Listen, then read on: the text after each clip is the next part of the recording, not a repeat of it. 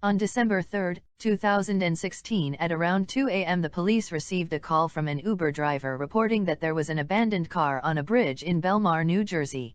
When the police arrived they found that the car was unlocked and the keys were still in the ignition. There was nothing wrong with it, so why did the driver leave it here? Their first thought was that maybe the driver jumped off the bridge, but as they continued to investigate they learned that something more sinister happened. When the investigators ran the plates they learned that the car belonged to a 96-old lady by the name of Lillian Stern. They called Lillian and she informed them that the car was mostly used by her 19-year-old granddaughter Sarah Lee Stern. Sarah was born on March 24, 1997 to Carla and Michael Stern. She grew up in Neptune City and graduated from Neptune High School, where she was described as kind, smart, athletic, and a talented artist. According to her friends, Sarah was always happy and optimistic. She would often encourage others to be themselves, and her favorite quote was "Practice reckless optimism." Sarah was super close with her dad Michael, and when her mom died of cancer during her freshman year of high school, the bond with her dad became even tighter. Sarah also had two best friends, Liam Gatassini and Preston Taylor. Sarah and Liam met in middle school and they instantly became friends. They bonded over their love of movies, video games, and comic books. Sarah saw Liam as someone she could trust and confide in, and when her mom died, Liam was there to support and console her. Although Preston was not as close to Sarah as Liam, he was also a good friend and was even Sarah's date to the junior prom. Liam and Preston became friends in high school and continued to be friends after graduating. They even got an apartment together after high school. Sarah continued to pursue her love of art by enrolling in Brookdale Community College, where she studied video and art production. She dreamed of working in Toronto, Canada as a professional artist. Now, after finding her car abandoned, investigators started asking around town if anyone had seen her, and they learned that Liam was the last person to be seen with her. When investigators went to ask Liam, he said that he and Sarah spent the afternoon together before he went to work at 4:30 p.m. and they haven't talked since. He claimed that Sarah had been having issues with her dad and that she had been talking about going away to Canada over the past few months. She's been telling me how bad her relationship with her father is and how she just needs to get out of here. Sarah's dad, who is on vacation in Florida, was called and told that Sarah was missing, and he immediately knew something was wrong. His mother had called him earlier to tell him that Sarah was not replying to her calls. Michael knew his daughter loved her grandmother and would never ignore her calls. He started texting Sarah asking where she was and why her phone was off, but he never got any response. When the police told him where they'd found the car that Sarah was driving, a lot of things crossed his mind. Did the car break down and Sarah left it there, or maybe she was abducted? Could she have jumped? He quickly dismissed the last thought because he remembered the last time he had spoken to Sarah she was okay and showed no signs of being depressed. The police launched a massive air and sea search for Sarah that included local and county agencies, the New Jersey State Police and the U.S. Coast Guard. Dozens of volunteers searched nearby coastal towns for weeks without success. With nothing else to go on, investigators decided to talk to Liam again and get more information about Sarah's state of mind before she disappeared. Liam was very cooperative with the police and willingly told them everything they wanted to know. He repeated his first statement that Sarah and her dad were not getting along and that she might have run away to Canada. He then added that Sarah had once talked about hurting herself in the past. She has had a tendency to have self-destructive suicidal behavior. I actually know how long ago, years ago. However, after talking to Sarah's dad, investigators learned that although he and his daughter would disagree at times, they actually had a normal, loving father-daughter relationship. So investigators found Liam's claims a bit suspicious, but before they could interview Liam any further, his parents got him a lawyer who advised him to stop talking without Liam. Investigators turned to his roommate Preston, hoping that maybe Liam could have told him something that could help in the case, but Preston repeated everything Liam had said, and the investigators asked him what he thought happened to Sarah, and his reply really took them by surprise. It's good job, okay.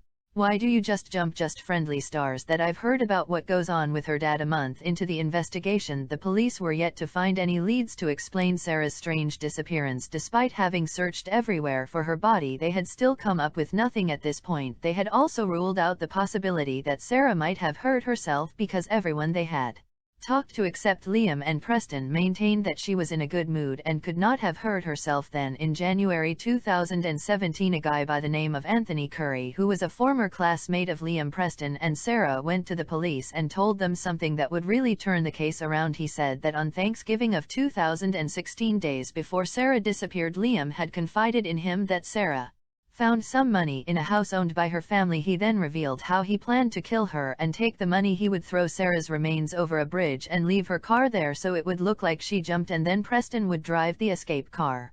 Anthony was a filmmaker and was always looking for ideas for his next film. He and Liam had often discussed horror movie plots in the past, so he thought that his friend was just pitching a fictional story. He had no idea that Liam was actually relaying a real murder plan. Anthony learned about Sarah's disappearance on social media, and Liam started calling him every day saying that they needed to talk. He asked him if the cops had questioned him about the disappearance, and this was when Anthony knew that something more serious was going on, and decided to go to the police. When investigators heard all this, they asked Anthony if he would help them get a confession from Liam, and he readily agreed. He was to meet up with Liam and ask him about Sarah while secretly recording him. Although Liam already knew that the police were onto him, he agreed to meet up with Anthony, but before he entered Anthony's car he asked him if he could feel him up for a wire. Anthony agreed, knowing that the recording devices were actually hidden inside the car and not on him. Satisfied that his friend was not setting him up, Liam confessed everything, giving gory details of how he committed the horrific crime. And I've got to warn you guys, this footage is super disturbing to listen to. We moved to the bank, she took somebody out of her money, we're counting up, and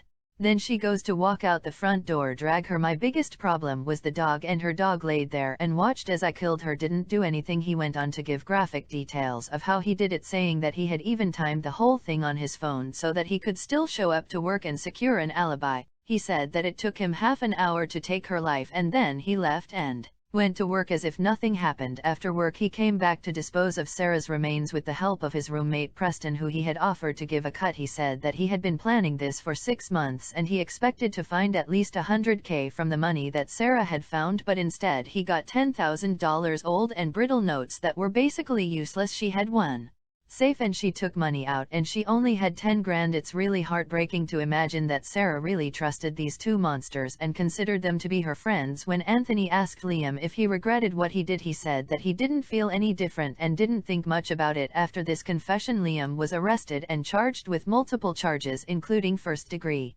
homicide, tampering with evidence, conspiracy, and desecrating human remains. Preston was also charged with hindering apprehension, robbery, and desecrating human remains. He pleaded guilty and agreed to testify against Liam for a reduced sentence of 18 years in prison. He said that Liam had told him that Sarah, and I quote, had the type of money that somebody would kill for, and that he planned to get Sarah drunk and get the money left to her by her mother. Preston admitted that he had helped Liam dump Sarah over the bridge for a cut of the money and showed investigators every place they went that day before disposing of Sarah's remains. We pulled her out and he picked her up to start dragging her. I grabbed her legs and got her over to the fence. Everyone was shocked by this turn of events, as they never imagined that Sarah's childhood friends would be capable of hurting her for money. Liam's mother strongly defended her son, saying in an interview on ABC's 2020 that there was no way Liam could have hurt Sarah because he loved her way too much. I do not believe that in every bone of my body. I do not believe that Liam is capable of killing Sarah, who he loved and adores. During Liam's trial, his taped